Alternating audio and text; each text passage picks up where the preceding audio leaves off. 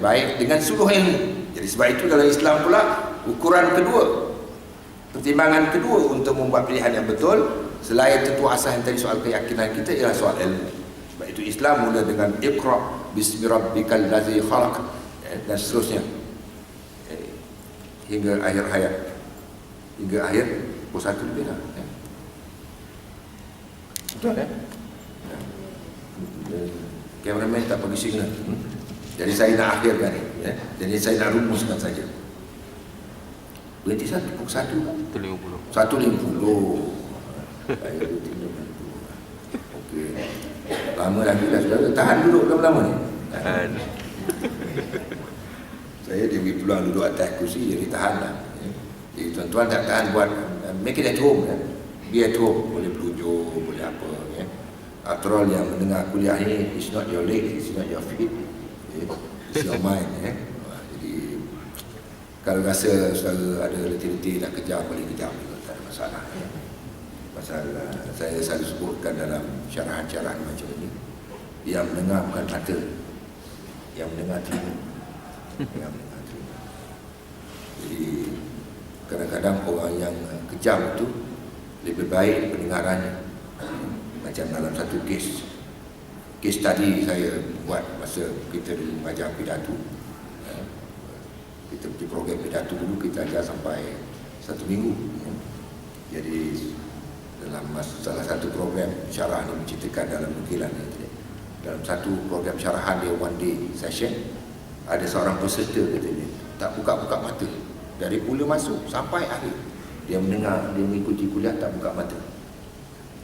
Jadi di akhir sesi belah petang masa tea nak debat, party time, dia pun datanglah jumpa dengan nama Allah itu, nak tahulah ya. Tapi sebelum ditanya dia dah cakap, "Sir, you want to know why I kept my eyes closed?" Ya, I want to know that. Jadi dia pun sebutkan, "Sir, when I close my eyes, I can hear you better."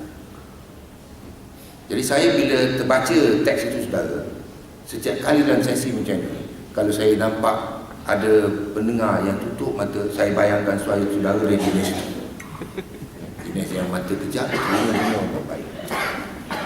Bahkan diingatkan pada saya juga tentang kata-kata Sayyidina Ali karamallahu wajhah. Sayyidina Ali menyebutkan khusyuk seseorang itu katanya duduknya di hati, bukan pada anggota tubuh badan. Jadi bila saya tengok saudara khusyuk itu, saya bayangkan saudara sudah makam, sampai makam Sayyidina Ali. Jadi saudara pilihlah yang mana satu, tak adalah masalah.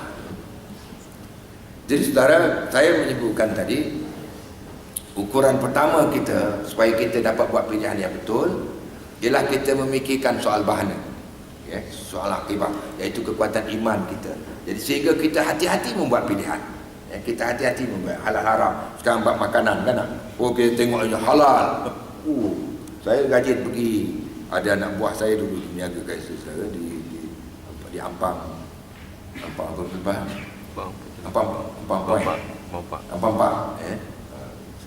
restoran Selasih. Saya punya sepupu, tapi sekarang dia dah dia pawah kepada orang lain, dia kata nak rehat dah Syekh. Ya. So yang sebelah di belah tu semuanya tu yang non muslim yang kena food stall kan, ya. Tukang masak, tukang hidang, tukang pelayan, tukang apa. Ya, ada orang kita yang lingkup tu, orang pergi duduk situ. Kamar yang sental lagi kan. Saya kadang-kadang, ya Allah, sebab ada tulis halal. Macam mana kita boleh menghalalkan sesuatu bila kita tahu yang masaknya tak pernah bersuci hadas, tak pernah mandi hadas, yang menghidangnya tak pernah mandi hadas. Macam mana nak suci dan bersih dan halal? Dia bukan halal, dia kena ada bersih, kena ada suci, ya, the whole process. Tapi kita tak kisah, ya. Jadi kita hati-hati. Sekarang ni keimanan kita mengajar, neraca iman kita mengajar, all this ada akibat. Makan makanan haram ada akibat. Daging yang jadi begitu, neraka akan cari, ya. Jadi semua akibat ini menjadi perhitungan kita untuk membuat pilihan asas pilihan kita. Yang kedua saya sebut tadi saudara ialah neraca ilmu. Kita memilih dengan ilmu, ya, dengan ilmu. Dan ilmu rujukan pertama kita ialah Al-Quran dan Sunnah Rasul SAW. Itu yang pertama. Kemudian ilmu-ilmu yang lain yang kita kaji dapatan daripada ahli-ahli fikir, kajian dari kajian-kajian kitab-kitab dan muktabar. Dan yang ketiga saudara, asas pemilihan kita ialah maklumat yang benar. Ini maklumat yang benar ini penting. Kalau tidak kita salah pilih kalau tak ada maklumat yang benar. Kita mesti pastikan maklumat yang benar, ilmu yang benar dan maklumat yang benar. Saya bagi contoh saudara. Ada maklumat ya yang kalau saudara tengokkan hasil daripada kajian yang menyebutkan lelaki suka lelaki, perempuan suka perempuan. Maka ada negara-negara yang menghalalkan, quote unquote menghalalkan atau legalize, menghalali tak kena istilahnya, legalize perkahwinan antara lelaki dengan lelaki. Maka berlakulah perkahwinan antara John and Joseph. Siapa jadi suami, siapa jadi isteri, mereka berdua lah yang tahu. Kalau ditanyakan kenapa dibenarkan, kenapa dilegalize, yes, itu faktanya kata dia. Because research has done so. Research have given the result as such. Yang lelaki suka lelaki, ada lelaki suka lelaki, ada perempuan suka perempuan. Dari kacamata ilmu, bila kita rujuk pada Al-Quran dan Sunnah Rasul Sallallahu Alaihi Wasallam, itu ilmu yang tidak benar. Jadi ada ilmu dan maklumat yang benar, ada ilmu yang tidak benar. Benar tidak itu, dia punya kriteria kita umat Islam ialah Al-Quran dan Sunnah Rasul Sallallahu Alaihi Wasallam. Okey saudara kan? Saya maaf saya slow sikit ni kan, laju sangat. Saya pun tak pasti pasal ini kali pertama saya berjumpa dengan saudara semua. Jadi kita ikut alon-alon sikitlah. Perkara yang keempat saudara, kita kena menjadi ukuran kita untuk membuat pilihan ialah metodologi, kaedah yang betul. Kaedah yang betul. Uslub yang betul. Kaedah yang betul. Dan yang terakhir saudara ialah tentang ianya mesti menepati reality. Mesti menepati reality persekitaran. Jadi saudara-saudara, kalau kita dapat mendidik diri kita dan anak-anak kita dalam membuat pilihan, kita memahami misalnya reality, trend semasa dan trend masa depan tentang keperluan belajar, misalnya keperluan mengetahui pelbagai bahasa, the need for us to understand English, menguasai bahasa Inggeris, menguasai bahasa Arab, menguasai bahasa Mandarin. Selain menguasai bahasa kita, itu realitinya. Selain daripada tuntutan-tuntutan yang dibuat oleh Rasul sallallahu alaihi wasallam, dengan mengetahui sesuatu bahasa, kita mengetahui budaya seseorang itu, ya. Kita tahu bahasa, kita tahu budaya mereka, ya. Kita tahu daripada strategi-strategi mereka. Tetapi tuntutan semasa, realiti semasa, knowing, misalnya mengetahui Mandarin is an asset. Berapa saudara yang boleh belajar bahasa Mandarin sini? Ada, ya? Mengetahui bahasa Arab, it is an asset. Berapa orang yang tahu bahasa Arab? Tahu, semua boleh baca Quran, tahu bahasa Arab, ya? Tapi faham tak faham lain hal. Jadi bahasa Inggeris, ya? Kita mengetahui, kita tahu empat bahasa ini, kita mengikuti tentang perkembangan teknologi moden. These are the realities. Jadi kita tak boleh ketinggalan dalam hal ini. Saya masa jadi pensyarah dulu saudara, ketika menjadi bos ini, saya tak belajar sangat tentang IT ni, ya, buat PowerPoint dan segala macam, ya. Tetapi bila sekali-sekala saya pergi pensyarah, saya punya PA tak ada, mekanik tak ada, saya ditinggalkan dengan laptop di depan. Mana yang saya nak pentik pun tak reti.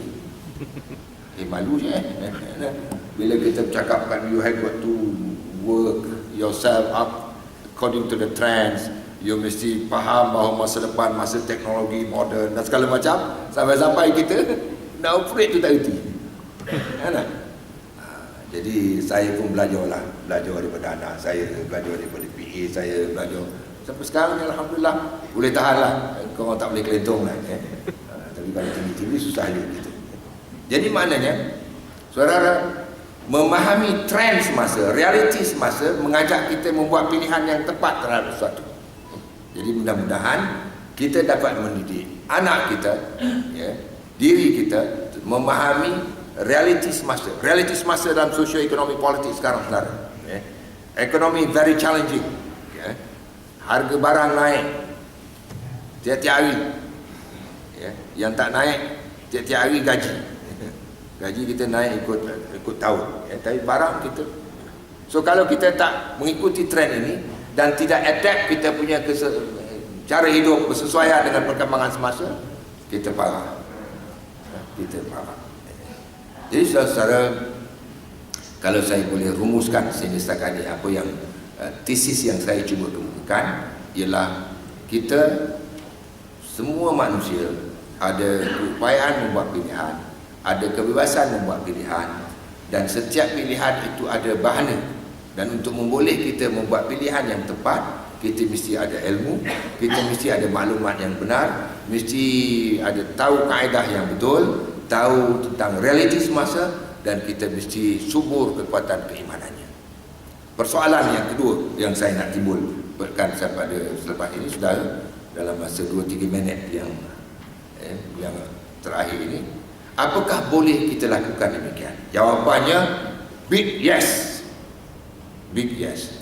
Apakah kita mampu membuat pilihan, melahirkan kita menyuburkan keimanan dan kekuatan iman dalam diri kita? Jawapannya yes. Saya sebut tadi anak-anak kita semua dilahirkan dengan potensi iman.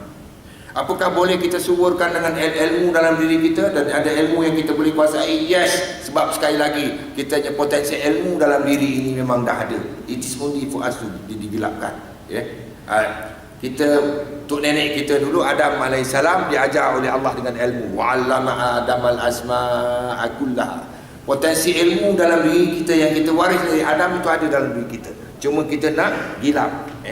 Dan ilmu itu selalunya subur dalam diri kita. Kita gunakan kita punya panca indera. Sebab itu kalau saudara tengok anak-anak kita yang lahir, masa anak-anak kecil lahir kan, bila dia dengar je benda dia besar sikit nampak dia lihat, dia mati. Dia pandai sikit gapai, dia gapai. Dia tengok saudara dia janggut, dia urut janggut. Dia pandai bercakap, dia mula bertanya, ayah pergi mana? Kenapa ayah balik lambat? Kenapa selalu lambat? Ayah pergi meeting. Orang lain kerja juga tak adalah meeting macam ayah. Kenapa ayah banyak meeting? Dia ingin tahu yang tinggi. Apakah rasa ingin tahu yang berterusan, yang ada itu berterusan? Bergantung bagaimana saudara melayani, bergantung bagaimana cikgu melayani, bagaimana masyarakat melayani, bagaimana saudara dalam meeting melayani. Kalau misalnya saudara banyak bertanya, banyak bercakap, anak-anak kita kau ni ayah ni penat-penat kata ketiga, pergi dapat mak. Kali pertama, kali kedua kau penampor. Kat sekolah pula tanya cikgu banyak, kau cikgu ke aku cikgu? Sampai kat pejabat pula, kau bos ke aku bos? Jadi akhirnya mesti budaya senyap, budaya lain-lain elek. Ceria je lah, budaya elek. Elek, dia je lah yang tahu. Betul? Petronas tak ada di tempat lain.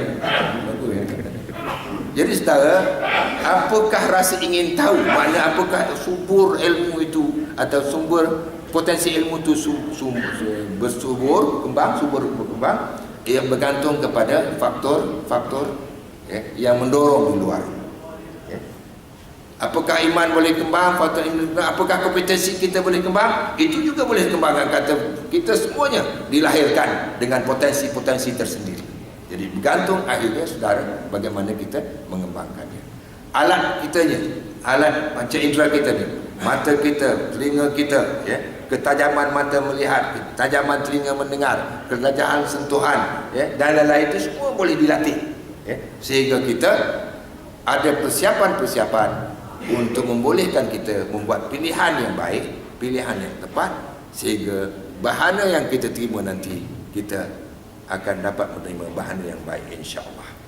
Jadi saudara, mudah-mudahan dengan keyakinan bahawa kita pertama ada keupayaan pilih berbeza dengan binatang, dan pilihan kita ada akibah, dan pilihan kita ini boleh disuburkan kerana ada potensi fitrah insaniah yang Allah berikan. Dan marilah kita bekerja, pertama mempercayai kita ada kebebasan milih, dan kebebasan milih ada amanah, ada tanggungjawab, dan kita boleh suburkan kerana kita ada potensi dan meningkatkan program keilmuan kita berterusan secara berterusan seperti yang saudara lakukan pada hari ini, insya-Allah.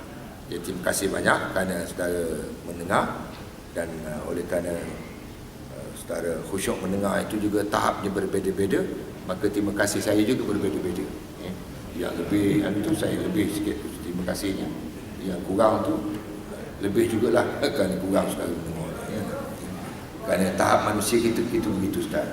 Saudara ada pameran bahan-bahan barang yang rakan saya bawa, saudara Nazaruddin, beliau mengaturkan program saya di sini. Terima kasih, dan Jalaluddin menerima kedatangan dan saya semua.